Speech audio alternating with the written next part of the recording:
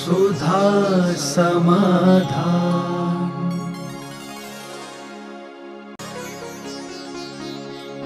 नमोस्तु गुरुदेव। कर्म भूमि के प्रारंभ में भगवान ने जाति और वर्ण की व्यवस्था की थी, लेकिन भोग भूमि में जाति का वर्णन नहीं किया गया था। क्या जाति अनादिकाल से थी? नहीं है। जो जातियां आज वर्तमान में चल रही हैं, ऐसा कोई नहीं। जाति के हमारे आगम में दो अर्थ हैं। 5 जातियां होती हैं सिद्धांत में। 1 इंद्रिय जाति, 2 इंद्रिय, 3 इंद्रिय, 4 इंद्रिय और 5 इंद्रिय जाति होती है। दूसरी जाति का प्रसंग आया है कुल, कोटि और जाति। तो जाति का अर्थ हमारे यहाँ होता है मातृपक्ष। माता के पक्ष को जाति बोलते हैं, कि जैसे पिता के पक्ष को कुल बोलते हैं और माता के पक्ष को जाति बोलते हैं। बस ये 2 जातियों का उपयोग ही जैन आगम में किया है। तीसरी कोई जाति की चर्चा कहीं जैन आगम में नहीं है। वर्तमान में जितनी जातियां मिल रही हैं, ये सब 10वीं शताब्दी के बाहर नहीं जाती। 10वीं शताब्दी के पहले किसी भी आगम में, किसी इतिहास में कहीं कोई जातियों का वर्णन नहीं आया। जो आज वर्तमान में जातियां जैनियों की चल रही हैं, इन जातियों का मुश्किल से खींच करके यदि इतिहास ले जाओगे तो 1000 वर्ष से ज़्यादा है ही नहीं। 10वीं शताब्दी के पहले किसी भी जाति का कोई वर्णन किसी भी शास्त्र में, लेखक में ऐसा नहीं मिलता। सब क्योंकि जैन धर्म जो है यह गुण प्रधान धर्म है, आचरण प्रधान धर्म है। इसके लिए व्यवस्था, जिस समय आदिनाथ ने वर्ण व्यवस्था की थी, सभी उच्च गोत्री थे, क्योंकि भोग भूमि का काल था। उच्च गोत्रियों का ही, उच्च गोत्रियों में ही 3 भेद किए थे, क्षत्रिय, वैश्य और शूद्र। यानी शूद्रों को भी नीच गोत्री नहीं माना गया। शूद्र भी पहले लोग कहते हैं कि वहाँ आया कि शूद्रों से विवाह संबंध आदि करते हैं, बल्कि शूद्र कौन था? जैनी था, उच्च गोत्री था। सब उच्च गोत्री थे उस समय, चाहे शूद्र था, चाहे क्षत्रिय था और चाहे वैश्य था, सब उच्च गोत्री थे। वर्ण के आधार पर, कर्म के आधार पर, व्यापार के आधार पर वर्ण व्यवस्था की गई थी। आज वर्ण व्यवस्था कर्म के आधार पर न होकर के आज सब कुछ जाति के आधार पर हो रहा है। आज जाति पेटेंट कर दें, और ये जाति हम लोगों ने पेटेंट नहीं की है, ये सरकारों ने पेटेंट की है। हरिजन को अलग कर दिया, आरक्षण अलग कर दिया, जातियों में इतना बंटवारा कर दिया, ओबीसी, एसएसटी, कितने ये सारे बंटवारे हमारे शास्त्रों में नहीं थे। हमारे शास्त्रों में तो कर्म से बनता था और आचार विचारों से बनता था। हमारी शास्त्रीय परिभाषा में बेटा जैन हो सकता था, बाप शूद्र हो सकता था, और पिता जैन हो सकता था और बेटा शूद्र हो सकता था, क्योंकि कर्म जैसा करेगा वैसा बनेगा। वर्ण की व्यवस्था नहीं थी। 10वीं शताब्दी के बाद इन सब पर ज़्यादा प्रभाव पड़ा, और ये बंटवारे के लिए इससे कारण से फायदा ये हुआ, क्योंकि यदि जातियों के बंटवारे पे हम व्यवस्था नहीं करते तो आज जैन मंदिर सुख नहीं रह पाते। हम माइनॉरिटी में क्यों गए? हमसे पूछा, बहुत बड़े सब लोगों ने पूछा कि आप जैनियों को अलग क्यों करना चाहते हैं हिंदू से। भैरव सिंह शेखावत ने पूछा, बहुत बड़े बड़े लोग आए, हम राजस्थान में थे। मैंने कहा मैं अलग नहीं होना चाह रहा हूँ। अलग होने का मूल कारण है हम धार्मिक, हम बहुत छोटी संख्या में शुद्ध आचरण करने वाले। और आपके यहाँ एक लॉ लिखा हुआ है कि जिसमें मंदिर की पूजा, गुरु की सेवा भक्त अपने आधार पर करेगा। उसको अपने भगवान को शराब चढ़ा के मनाना है तो शराब भी चढ़ाएगा, सिगरेट चढ़ा के मनाना है तो सिगरेट भी चढ़ाएगा, बलि दे के चढ़ाना है तो अपने देवता को जिस ढंग से खुश करना चाहे वो कर सकता है। यानी पुजारी के आधार पर मंदिर के अनुष्ठान होंगे, और माइनॉरिटी में, अल्पसंख्यक में मंदिर के अनुसार पुजारी को पूजा करना पड़ेगी। यानी इस मंदिर का लॉ क्या है? जितने अल्पसंख्यक हैं उनके मंदिरों में आप अपनी मर्जी से नहीं जा सकते। वहाँ सिर ढकना है तो ढकना ही पड़ेगा, लेकिन जो सामान लॉ है उसमें ऐसा नहीं है। वो जिस ढंग से जाना चाहे वो जाएगा। तो हमने कि आप लॉ बदल दीजिए, हमें कोई आपत्ति नहीं है। बोले लॉ तो नहीं बदला जाएगा, तो मैंने कहा मुझे बदल दीजिए। बहुत बड़ा फिर उस समय ये बहुत बड़ी, इसलिए कोष्टक में अल्पसंख्यक में लिखा है, जो कोर्ट का निर्णय हुआ, धार्मिक आधार पर जैनियों को अल्पसंख्यक घोषित किया जाता है। कोष्टक में धार्मिक शब्द लिखे गए। तो वो धर्म को बचाने के लिए सारी व्यवस्थाएं करने की बात थी। फिर उस समय कोर्ट में पेश करने के लिए एक किताब लिखवाई थी डॉक्टर रमेश चंद्र, जैन धर्म की मौलिक विशेषताएं। जैन धर्म क्या है, दुनिया के दर्शनों से अलग क्यों है, ये क्या क्या विशेषताएं हैं। उन्होंने बहुत सारी विशेषताएं लिखी थी और आज तो सबको मालूम है। तो इसलिए जातियों आदि का जो बंटवारा है आज तो उचित है, लेकिन शास्त्रीय प्रमाण नहीं है, आगम नहीं है, सिद्धांत नहीं है इन जातियों का। और ये जातियों का ना तो वंश से संबंध है, ना ब्लड से संबंध है, और ना ज्योतिष से संबंध है। ये जातियां तो ग्रुप से बन गई। जो जिस गांव से आए उसी गांव वाले, बाले वाले कहते बाल हो गए।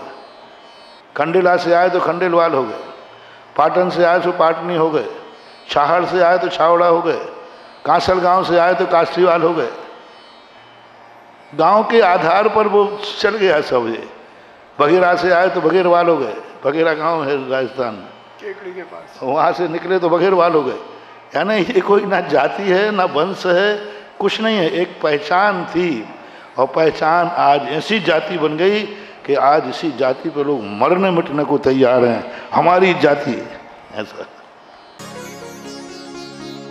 नमोस्तु गुरुदेव। जो मंदिर में नारियल चढ़ाए जाते हैं, क्या उन नारियलों की राशि को हम गौशाला में दान दे सकते हैं? आप पहले से पूरा मालूम नहीं है, अभी तक हर साल ये सारे श्रीफलों की राशि गौशाला ही जाती है। सदा से जाती आई, कोई भी वेस्टेज कुछ भी नहीं होता। हमारे यहाँ व्यवस्था है, रिसर्कल भी हमारे यहाँ होता है। आपके यहाँ नहीं रिसर्कल होता, रिसर्कल पानी, रिसर्कल रद्दी, सब हमारे यहाँ भी रिसर्कल चलता है। ये चीज़ सारी की सारी गौशाला के लिए ही जाती है। गौशाला है, कई बार अनाथालय के लिए भी भेजे गए, अनाथालय के लिए, बहर बधिर स्कूलों के लिए भी भेजे गए। तो ऐसी स्थिति में भेजे जाते हैं। वेस्टेज कुछ भी नहीं है, बस चढ़ाने वाले, देखने वाले को जरूर लगता है इतना वेस्टेज उसी को लगेगा जिसने चढ़ाए नहीं होंगे। वो आता है ना कि बीरबल ने पूछा कि भाई राजा साहब ने पूछा, बीरबल हमारी हाथ की हथेली में बाल क्यों नहीं है? तो बीरबल तो कड़ा काट दे। उन्होंने कहा साहब आप इतना दान देते हैं, इतना दान देते हैं कि दान देते देते हाथों के बाल खत्म हो गए, वे उग ही नहीं पाते और घिस जाते। तो बीरबल तुम चमचागिरी कर रहे हो, तो तुम लोगों के हाथ में बाल क्यों नहीं है? बोले राजा साहब इतनी सी बात है, आपके देते देते खत्म हो गए, हम लोगों के देते देते खत्म हो गए। तो बीरबल बोले, वो बादशाह बोले, बीरबल अभी भी ठीक नहीं बात बैठी, कुछ लोग ऐसे हैं ना देते हैं ना लेते हैं। तो उन्होंने कहा साहब सीधी सी बात है, आप देते हो हम लेते हैं, उनके हाथ मलते मलते बाल खत्म हो गए।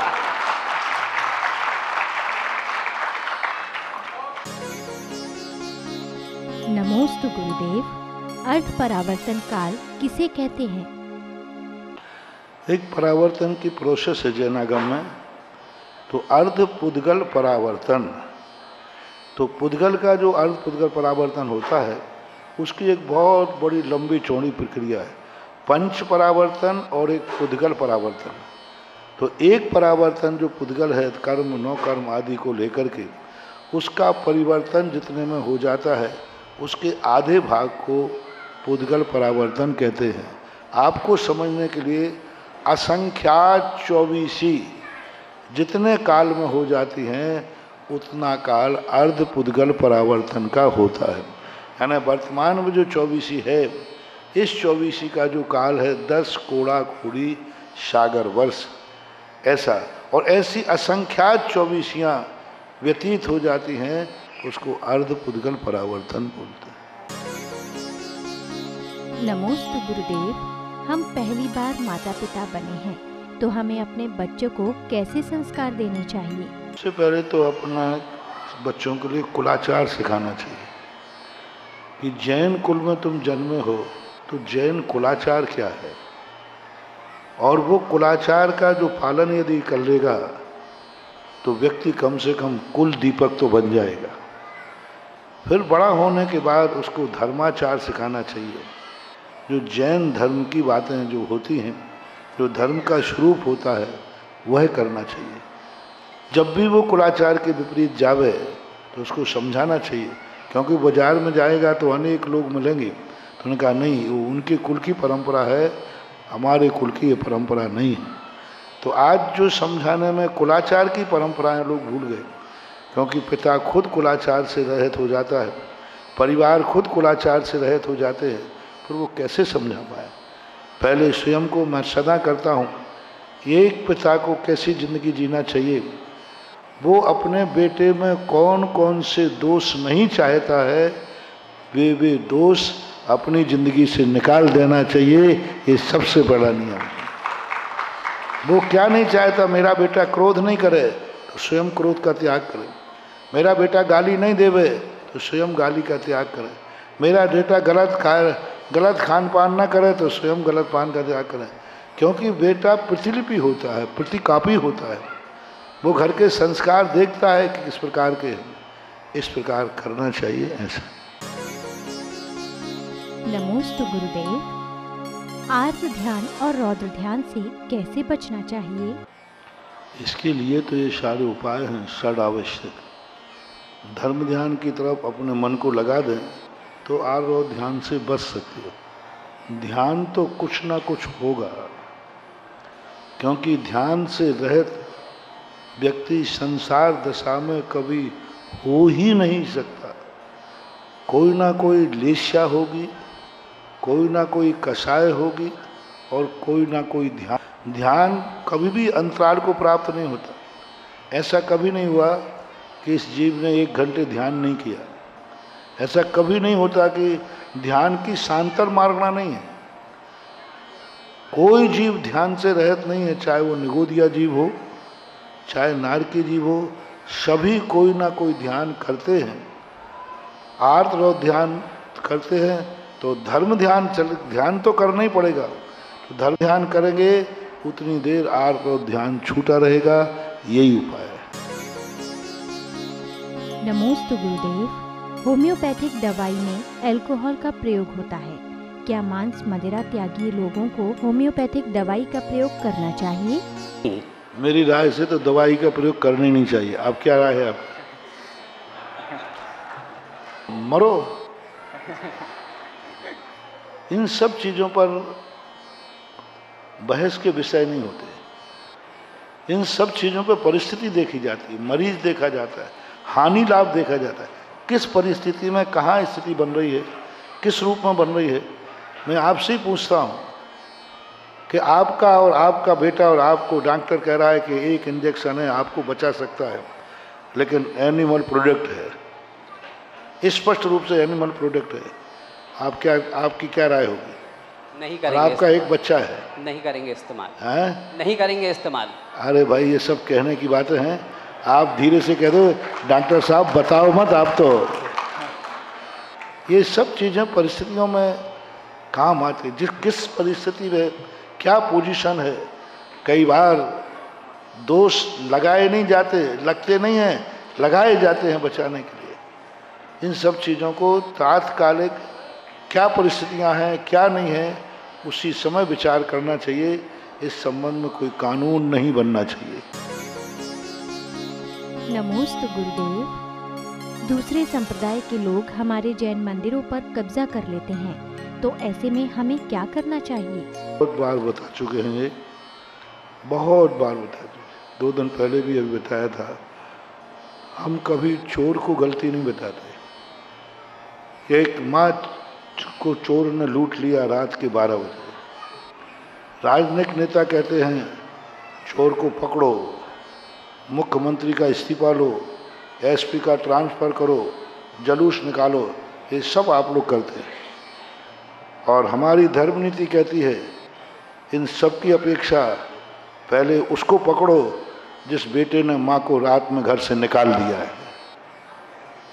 पहले उसको अरेस्ट करो कि उसका कोई बेटा था कि नहीं, और बेटा था तो उसको माँ से घर से बाहर निकाल दिया है।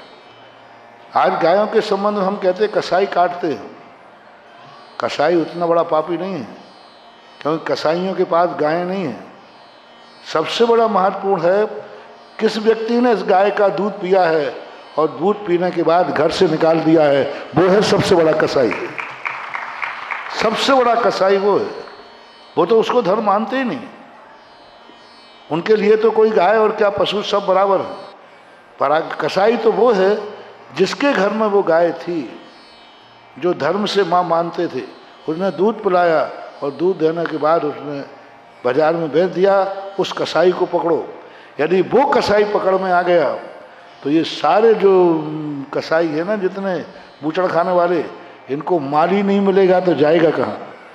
यदि भारत का हर हिंदू एक बात को सोच लेवे कि हमारी गाय हमारे घर में खूंटे पे मरेगी, ये बूचड़ खाने कल बंद हो जाएंगे, क्योंकि उन कसाईयों के पास गाय है ही नहीं।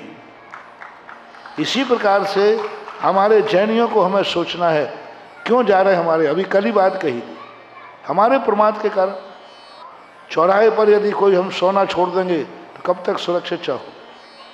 हमें खुद सुरक्षित करना चाहिए, अपना संगठन बनाना चाहिए, अपने घर जैसे धर्म और धर्मायतनों की रक्षा करना चाहिए।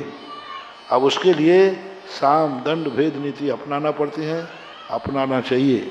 और विधि भी हमने कल परसों बताई थी कि सबसे पहले अपने भारत देश की कोई भी धार्मिक संपदा है उसकी सबसे पहले बाउंड्री बनाओ, और सरकारी नाम दर्ज कराने के लिए बोरिंग और बिजली का मीटर लगाओ। फिर उसके बाद 90% क्या 99% चीज़ों पर कोई कब्जा कर ही नहीं सकेगा। लेकिन तुम लोग सब फ्री करने, मंदिर के संबंध में, धर्म के संबंध में कोई मतलब नहीं। अभी भी कितने तीर्थ क्षेत्र हैं जो खुले पड़े हैं। उस दिन जागोगे जिस दिन कोई कब्जा करने आ जाएगा। जिन क्षेत्रों पर अभी किसी का कब्जा नहीं है वे ही कम से कम चेत जाएं कि अभी तो कम से कम उसको सुरक्षित करना है। जो गया सो गया, जो बचा वो तो बचा लीजिए, इतना ही बहुत। सुधा समाधान।